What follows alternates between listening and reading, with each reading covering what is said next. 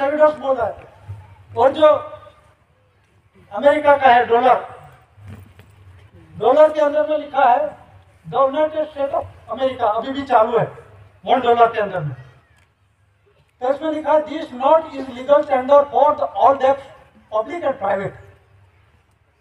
जाहिर और खानगी जो कोई डेब्ट्स मतलब कर्ज है या अदा करने का वचन देता हूँ। ये प्रॉपर्टी किसकी है?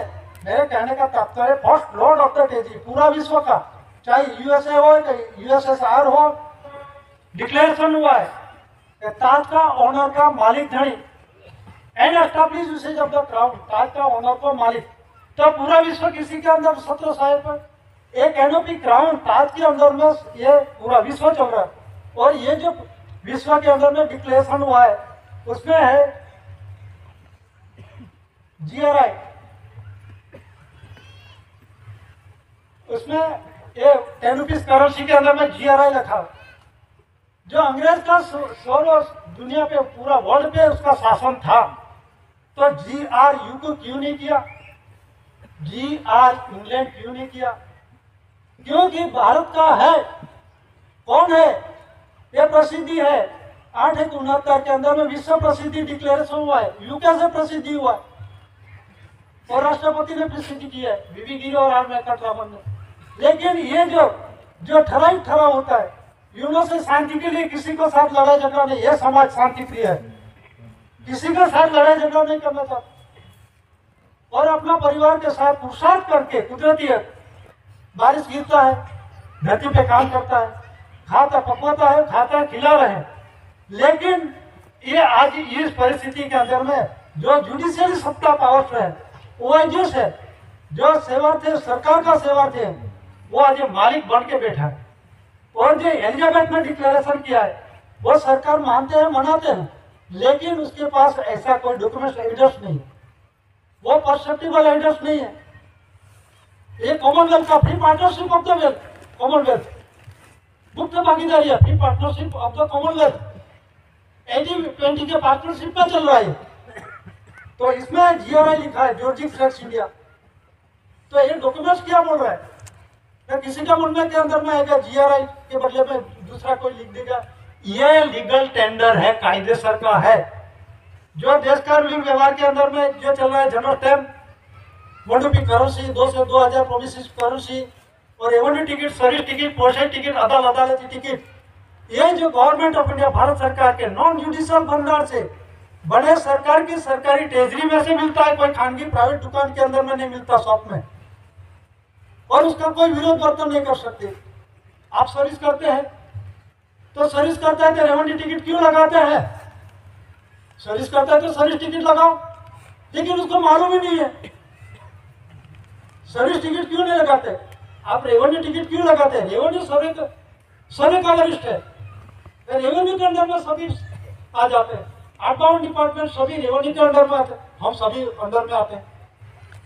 रेवेन्यू का मतलब होता है एनिमेस peninsula line to the south of Asia. Asia के अंदर में, आप पूरा वर्ल्ड के अंदर में ये इंग्लैंड का शासन था, एलिजाबेथ का शासन था। तो उस समय का डॉक्यूमेंट एविडेंस देखिए, तो उसमें क्या लिखा है? उसमें क्या लिखा है? वाटर लेटर, वाटर मार्क के अंदर में, ये अंग्रेज समय का जनरल स्टैम्प पेपर के अंदर में वाटर लिली, वाटर मार्क पानी में लिखा हुआ है। अधिकारी लोगों को दस्तावेज देखना भी नहीं आता। ये क्या लिखा है? ये बांग्ला में लिखा है, लेकिन उसमें क्या वाटर लेटर, वाटर में मतलब पानी का लिखा हुआ क्या लिखा है उसको मालूम नहीं होता। तो उसमें जो शासन था पूरी दुनिया के अंदर में, अपने या देश के अंदर में, अपने कंट्री के अंदर में शासन था। तो उस समय जो शासन किया अंग्रेज ने, तो उस समय के अंदर में जो खरीद बेचा, धन दक्षिणा, मोह बदलो हाथ बदलो करार जो कुछ हुए थे उस जनरल स्टैम्प पेपर पे लिखते थे और उसी को ही मान्यता दी जाती है। और ये सरकार की सरकारी ट्रेजरी के अंदर में से मिलता है, कोई प्राइवेट दुकान के अंदर में नहीं मिलता। तो उसमें क्या लिखा है? वाटर लेटर, वाटर मार्क में क्या लिखा है? प्रकाश के अंदर में देखो गवर्नमेंट ऑफ इंडिया अंग्रेजी लिपि के अंदर में लिखा है। ये अंग्रेज समय का शासन का ये जनरल स्टैम्प पेपर है, तो उसमें गवर्नमेंट ऑफ इंडिया लिखा है और बीच में है क्राउन, ताज, मुकुट, पागड़ी का व्यवहार किसका है? गवर्नमेंट ऑफ इंडिया का है। तो उसमें यूके कहाँ लिखा है? क्वीन ऑफ लंदन कहाँ लिखा है? तो शासन कर रही थी तो किसके बदले में? गवर्नमेंट ऑफ इंडिया के बदले में। तो अनास्कार पूरी का जो रूलिंग व्यवहार है, ये crown, Taj government of India Bharat सरकार का है। ये डॉक्यूमेंट शहीदों पुरवार कर रहा है, तो ये अंग्रेजी लिपि में लिखा है, तो पूरा वर्ल्ड जानता है कि क्राउन, ताज किसका है? गवर्नमेंट ऑफ इंडिया का है। ऐसा परसेप्टिबल एविडेंस होना चाहिए। कोर्ट कचहरी पे जो कोई डॉक्यूमेंट एविडेंस है, हाथ से लिखा कोई कोरा कागज पे लिखा हुआ ये और दस्तावेज नहीं चलेगा। ये परसेप्टिबल एविडेंस, इसी को कोई अनादर नहीं कर सकते। तो ये किसका है? गवर्नमेंट ऑफ इंडिया भारत सरकार का है। तो ये पूरा वर्ल्ड है, एक क्राउन, ताज के अंदर में चलता है। बॉम्बे हाई कोर्ट ने जजमेंट दिया है क्राउन, ताज के अंदर में, ये पूरा देश के अंदर में, ये इंडिया भारत का एक क्राउन, ताज के अंडरटेकिंग में आता है। और ये परसेप्टिबल एविडेंस, उसी आधार से कोर्ट ने जजमेंट दिया है, ये एविडेंस है। तो क्राउन, ताज किसका है? ताज का रूलिंग किसका है? एक नॉन जुडिशियल, नेचुरली कुदरती है। तो भारत सरकार था, आदि अनादि काल से भारत सरकार है। कहने का तात्पर्य है 1947 के अंदर में